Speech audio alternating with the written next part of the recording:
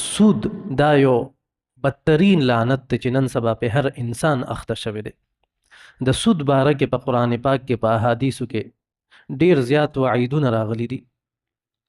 الله جل شانه فرمایي یا ایها الذین آمنوا اتقوا الله وذروا ما بقي من الربا، چې اے ایمان والو د الله نه ویریږئ، اے ایمان والو د الله نه ویریږئ، وذروا ما بقي من الربا، او تاسو ته چې سانه سود تاسو له به خلکه درکوي په خلکو باندې دی دا پرېږدئ، ان کنتم مؤمنین، که چېرته تاسو مؤمنان دي.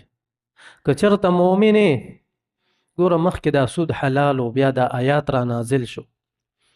چې دا آیات را نازل شو نو دې کې وویلی شو چې د چا په چا باندې سود وي هغه دې ورته پرېږدي.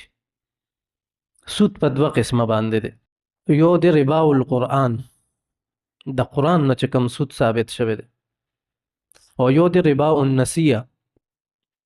د سود یو قسم دا دی چې چاله د قرض پیسې ورکړي او نیټه دې ورسره ولیکله چې په دې تاریخ باندې به ما ته خپلې پیسې واپس کې، که په دې تاریخ تا پیسې واپس نه کې نو دا نه به پې اضافي راکړي، 10 روپۍ 20 روپۍ به پې اضافي راکړي، او که بیا بله میاشت کې دې مرانه که بیا به پې 20 روپۍ اضافي راکړي. سانه چې په ده باندې روزې اوړي په ده باندې سود خیچ. نو د سود یوه طریقه دا ده. بله دا ده د مثلي شیزونو په تبادلې کې سود راځي.